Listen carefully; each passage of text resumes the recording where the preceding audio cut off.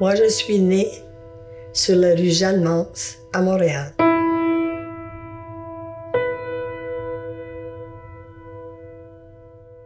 Et ma mère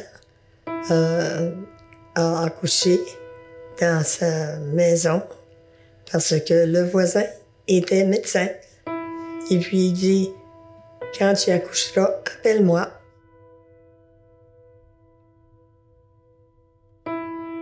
Et à 5 ans, c'est là que mes grands-parents sont venus nous chercher. Et puis là, on a commencé à vivre à Notre-Dame-de-Grâce. Mes parents ont été sur la rue Oxford, dans Notre-Dame-de-Grâce. L'adresse est 2179. Et puis là, j'ai fait des amis qui étaient anglophones. Et puis ma mère, lorsqu'elle s'est mariée, elle a dit, il faut parler français dans la maison et vous parlerez l'anglais à l'extérieur. Elle venait de Woonsocket, Rhode Island, la dernière petite État des États-Unis. Et puis là, elle a rencontré mon père et puis ils se sont mariés. Donc, là, elle a eu 4 enfants, dont moi, ma soeur et mes 2 frères. Et puis ma mère était chanteuse d'opéra. Et puis là, elle a dit, j'ai un chef d'orchestre ici, je connais tout le monde, quoi. Il faut pouvoir recommencer et puis élever 4 enfants parce qu'elle a une voix, non. Alors, elle s'est tournée et puis elle a dit, parfait, moi je vais me recycler. Et elle est allée à Montréal, elle a suivi des cours, elle est devenue infirmière à la Royal Vic. Et puis là, vu que ma mère n'avait pas d'odorat, c'est drôle à dire pour une infirmière, mais à ce moment-là, ils ne savaient pas ce que c'était les cancers. Et puis ils mettaient des viandes sur les plaies. Ma mère m'a tout raconté ça, puis j'ai dit, oh non, c'est pas possible. Puis là, elle a servi la dernière fille de M. Ford, les autos, à Westmount et Mont-Royal. Elle a fait les 2. Et puis, cette jeune fille-là, elle a rencontré un monsieur dans le Westmount et Mont-Royal. Je ne sais pas exactement lequel, où ma mère est allée pour les soigner, mais elle a toujours nommé ces 2 places-là. Parce qu'elle a soigné elle, parce qu'elle est devenue plus âgée, et puis son mari un peu plus tard. Donc, ils ont déménagé à ces 2 endroits-là. Ma mère s'appelait Marguerite de Seine. Et puis, la fille s'appelait Marguerite Ford. Alors, ils ont lié une amitié dès le départ. Et puis, là, elle a dit... on va rester seulement avec toi. Tu n'iras pas soigner personne d'autre que nous. Alors, ma mère était contente. Elle est restée sur une cliente, 2 clients. Puis ça a bien fonctionné. Alors ça a tout commencé comme ça.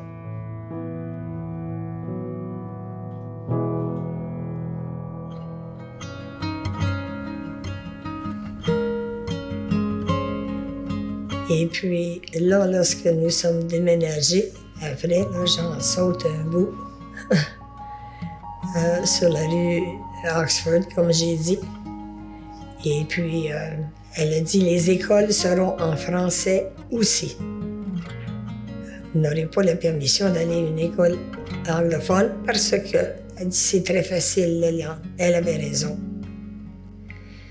Et puis là, on n'a jamais dit « Oh non, ça ne nous tente pas, faut pas faire ça. » Non, non, non. On a toujours écouté. Mon père nous a mis dans les écoles francophones. Et puis, il dit « Vous apprendrez votre anglais à l'extérieur. » Parfait. Bon, ça a toujours été dans la maison. Puis là, on a grandi. Et puis là, je suis allée au Mother House à ce moment-là. C'était pour devenir secrétaire. Alors, après ça, j'ai sauté de l'autre côté de la rue. Et puis, c'était pour enseignante. Alors, j'ai fait les deux chemins. Et puis, quand j'étais pour l'enseignement, c'était des religieuses. Puis, elle a dit « J'ai parlé à votre père, puis il était consentant de vous mettre pensionnaire ici. » J'ai dit « Pardon? » J'ai dit « Il ne m'en a pas parlé. » Alors j'ai dit « Bien, je vais régler ça. Je vais parler à mon père. » Et c'était faux. Il voulait simplement m'avoir comme pensionnaire. Alors là, je suis restée là quand même, mais pas pensionnaire.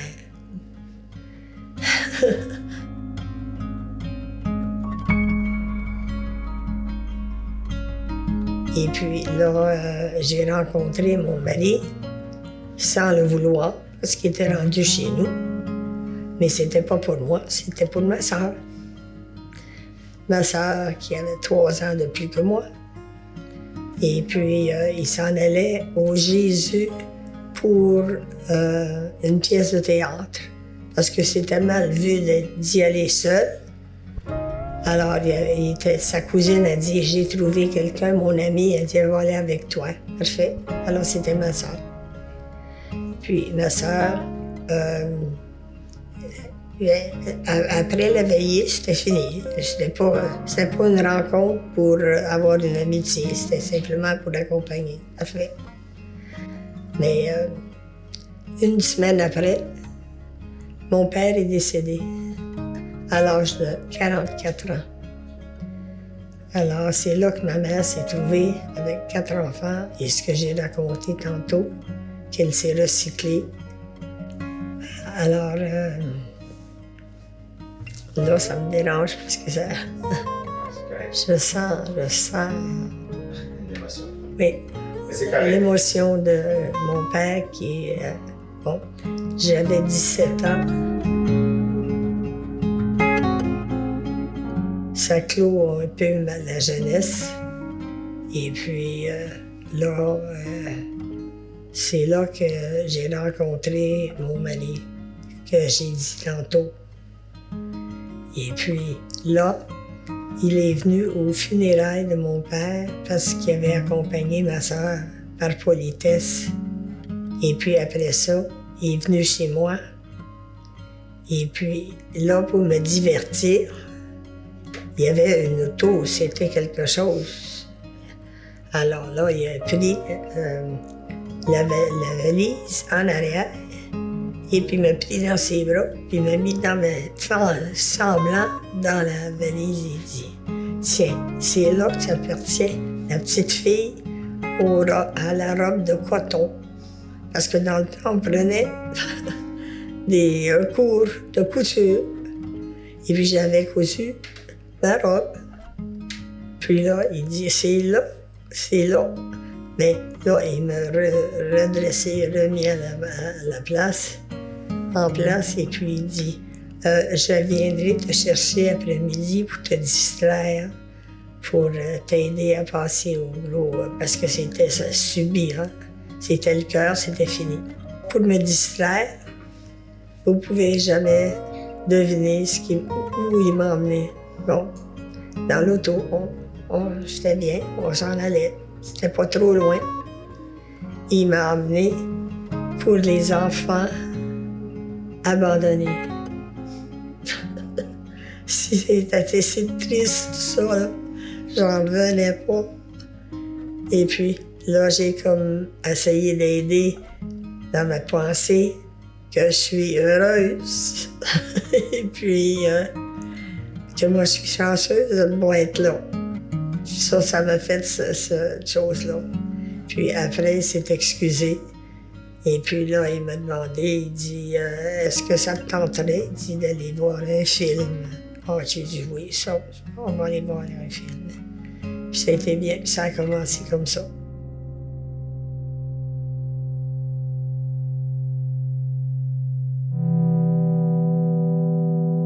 Il dit, là, je viens de finir mon bac, le baccalauréat. Bon, il dit, j'ai eu de la famille dans la montagne Green Mountains, là, dans le Vermont. Il dit, c'est calme. Il dit, ma famille m'ont reçu toujours ici. Et j'ai dit, ben, parfait, vas-y. Et puis, on s'appellera. Il m'appelle. Il dit, là, j'ai fini mon 60 jours. Mais, il dit, mais j'ai dit quoi? J'ai dit, es-tu malade? Il t'est arrivé quelque chose? Non. Il dit, j'ai reçu un appel téléphonique des Américains. Il dit, you have been here for 60 days. You must serve in the army for 3 years. Oh! Il dit, écoute, il dit, je vais faire mon militaire, mon entraînement. Ça, ils l'ont envoyé au New Jersey pour 6 semaines, je crois, c'est l'entraînement. Puis ensuite, ils ont dit, on ne vous enverra jamais outre-mer. Parfait, oh, correct. Alors là, il me dit, fini son entraînement. Là, il s'en va. Ils l'ont envoyé au Texas. Oh, c'est correct. C'est parfait. Encore parfait. C'est loin, mais c'est pas trop loin. Parfait. Aussitôt qu'il était là, le lendemain, ils lui ont fait passer un examen. Il a passé l'examen. Lui, il ne savait pas pourquoi. Là. Il a passé l'examen. Et puis, il dit là, il dit, vous êtes... tous ces titres-là, je me souviens. Vous êtes radiologiste. Ils ont vu ses capacités. Ah, OK, là, il est radiologiste, mais il est encore dans l'armée. Alors là, il était dans la médicale, dans l'armée. Puis il dit, là, je te fais une offre. Si tu veux, je ferai les 2 premières années toute seule. Et puis la 3e année, il dit, tu viendras. Et puis là, on pourra se marier dans l'église de l'armée. Ah, c'est parfait. Alors, on s'est écrit beaucoup. J'ai encore gardé les lettres. Les enfants en ont aussi. Oh, ça, c'est drôle. Ma meilleure amie, Anita, elle surveillait quand Gérard m'a dit je vais t'écrire, puis tout ça. Mais les lettres n'arrivaient pas. Et lorsque le courrier arrivait, j'en recevais 5 à la fois. Alors elle me disait, Did you write to Jerry? Did you write to Jerry today? Elle vérifiait tout ce que je faisais. Il fallait que je lui donne une réponse tout de suite. J'ai dit, bien, j'ai 5 lettres là, à répondre. Bon, elle dit, OK, je vais te surveiller là, pour 5 jours.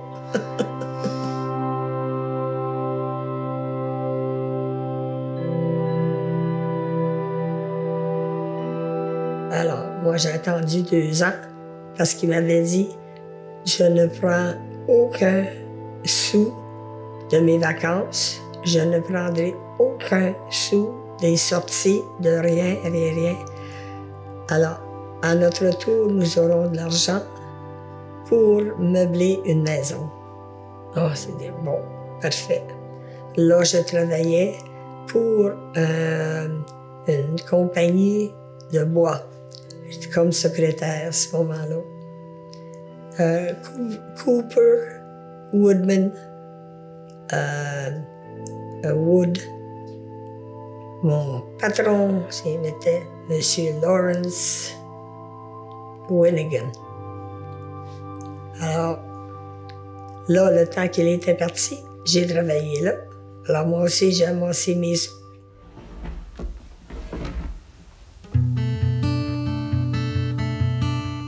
Alors là, je suis arrivée, je suis allée me marier là-bas, à l'église de l'armée. Et puis, ma mère, avant ça, elle venait de perdre mon père. Ça faisait pas longtemps, parce que j'avais 17 ans à ce moment-là. Là, j'étais rendue à 21 ans. Et puis, elle me dit, quand tu vas partir, elle dit, je vais être bien bouleversée.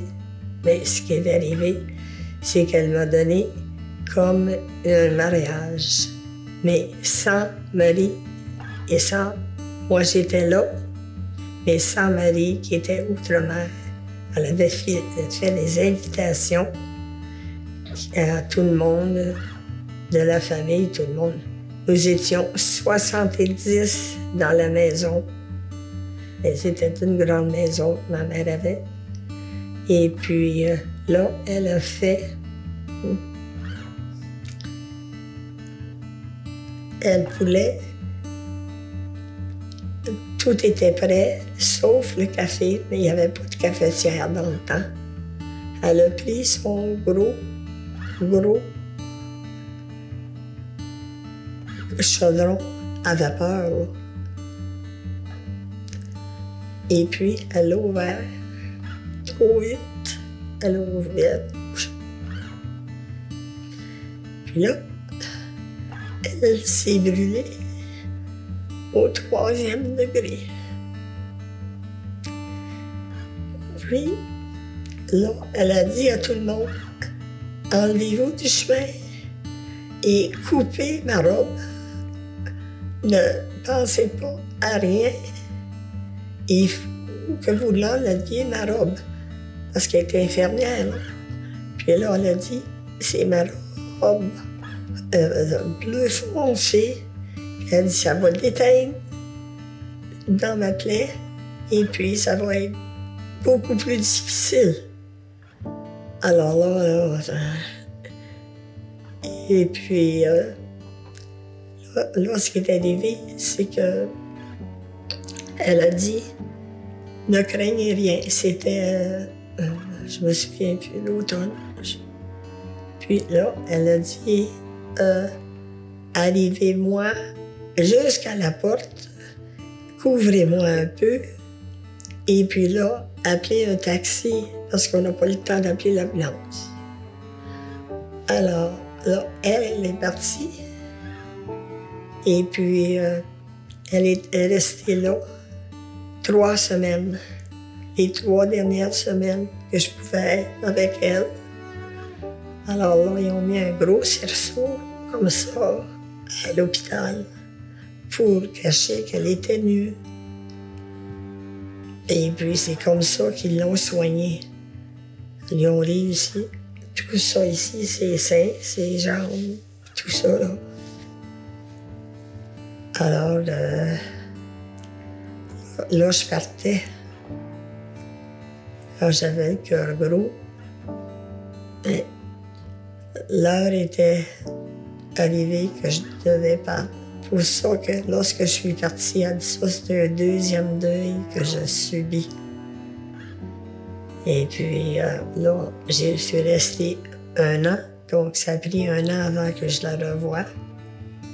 Là, nous sommes revenus, et mariés, et nous avions un petit bébé de 6 semaines.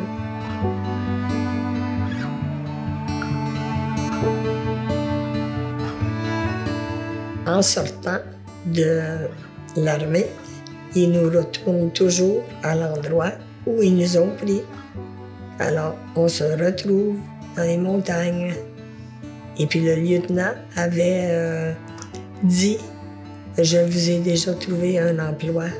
Vous allez enseigner là-bas parce que je vous ai vu avec les jeunes qui n'avaient pas fini leur high school.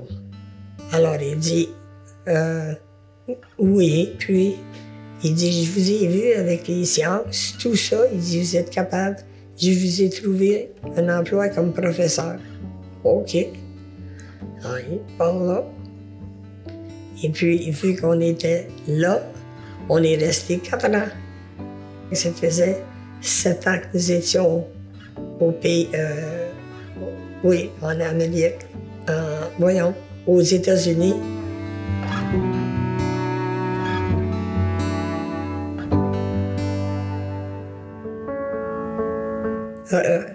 Ici, il y avait son meilleur ami d'enfance, parce qu'au collège Sainte-Marie, encore je reviens sur ça, il descendait la côte, puis il allait aider à son père pour le dîner. Il avait la vaisselle, et puis là, il y avait le repas. Ensuite, il remontait en haut avec son meilleur ami. Et son meilleur ami est venu directeur général de tous les polyvalentes. Alors là, il y avait besoin d'aide parce que la construction de LPP, ici, elle n'était pas terminée. Et puis on dit, on veut que tu regardes les plans avec l'architecte. Alors tout le monde est là. Lui, le Florent Grandbois est là avec mon mari, avec l'architecte. Il regarde ça. Il dit non. Il dit, vous pouvez pas faire ça. Parce que la façade, vous allez être obligé de passer au travers du laboratoire. Et ensuite, la deuxième, ce sont les classes. Vous n'avez pas pensé que c'est là qu'il ne faut pas passer au travers de ni un ni l'autre. Alors là, ils sont allés à Québec, ils ont fait changer les plans. Et puis, c'est ça qu'on s'est retrouvés ici, au Canada. Puis, en 64, je pense. Et puis, entre ça, aux États-Unis, lorsque nous étions encore dans les montagnes, là, ils lui ont fait passer un examen. Je sais pas pourquoi, et sans dire. Il dit, vous êtes prêts pour, nous allons là, vous payer votre maîtrise, si vous voulez. Ah, oui, certain. Alors, nous avons accepté. Et puis, là, après ça, là, on est revenu au pays quand M. Grandbois nous a appelés. C'est comme ça que nous sommes revenus au pays. Il n'a jamais fait de recherche pour un emploi. Ils sont toujours venus le chercher. Puis là, à ce moment-là, il y avait dans la tête de produire des questions et puis des réponses à des certaines capacités de cerveau. Il y avait ça dans la tête à faire. Alors là, il a dit, non, là, vous êtes rendu au baccalauréat, là, il était rendu au doctorat. Il a pris son doctorat. Et puis, il a enseigné un peu partout, parce que lorsque nous étions encore dans les montagnes, il a enseigné... Ça c'est amusant parce qu'il a enseigné à des élèves que les parents étaient tous millionnaires. Alors, ils voulaient que leurs filles aient tout ce qu'ils veulent en éducation, ils vont l'avoir. Et alors, lui, il a enseigné là aussi. Et puis, il y avait une... comment est-ce qu'on dit ça en français? An auction going on outside. Parce que les fenêtres étaient ouvertes, puis il l'a entendu.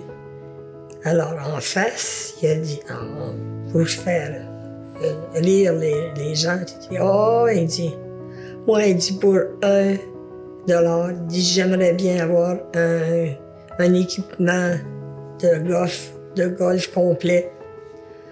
Alors, tout le monde a ri. Alors, le cours a continué. Et puis, la fille est revenue après son cours. Et puis, elle avait tout. Celui de son père qui venait de s'en acheter un neuf. Mais celui-là, il était encore tout neuf. Tout en cuir, tout. Alors, tu diras que pas Dieu existe? Non, il existe. Il nous a suivis toute notre vie. Tout le temps. Alors, nous avons eu 4 enfants là-bas, américains, comme j'ai dit. Et lorsque nous sommes revenus, la petite dernière, canadienne.